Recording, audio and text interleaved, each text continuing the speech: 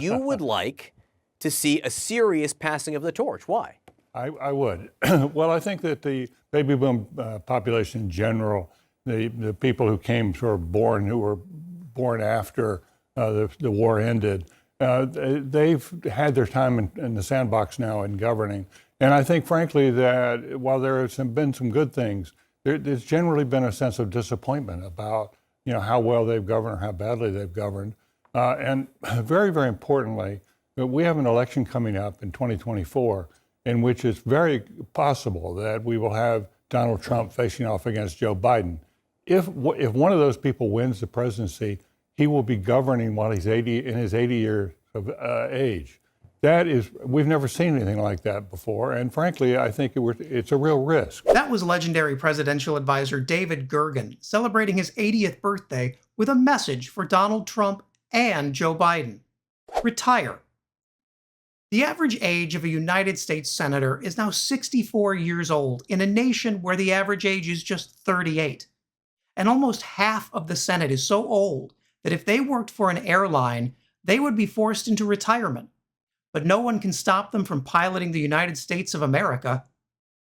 If 2024 is a Biden-Trump rematch, America would be governed by a president in his mid-80s. That's a serious risk, as Gergen points out. Take a listen. I just turned 80, and I can just tell you, John, you lose a step. Your judgment is not quite as clear as it was. There are a variety of other things you can't do much about.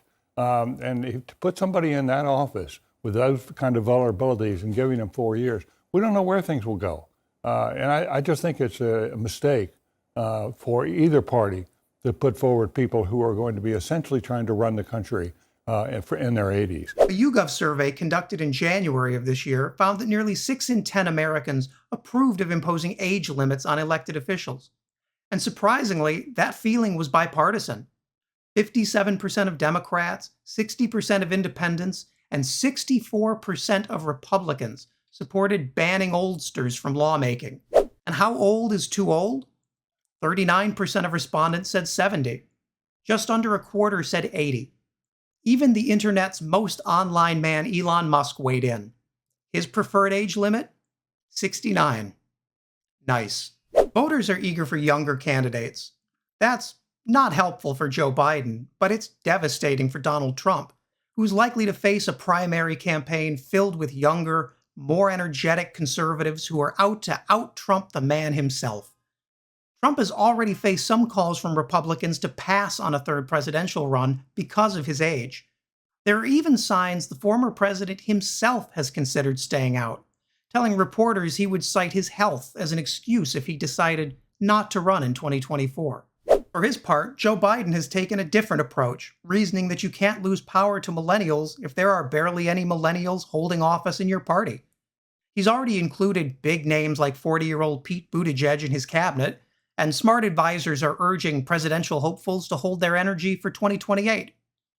Vice President Kamala Harris would be 61 in 2029. That's 17 years younger than Biden was at his inauguration and 9 years younger than Trump. But 61 isn't young. Democrats have struggled to build a leadership pipeline among millennial elected officials, and that's because the party's top leadership has held the same roles for decades. Pelosi, Hoyer, Clyburn, Feinstein. That cuts off oxygen for ambitious young Democrats and grays the party from the top down. That's a dangerous position for a Democratic Party that claims to need the youth vote to win. Unless Democrats start building their millennial bench now, they won't need to worry about replacing aging lawmakers because there won't be any viable candidates to run.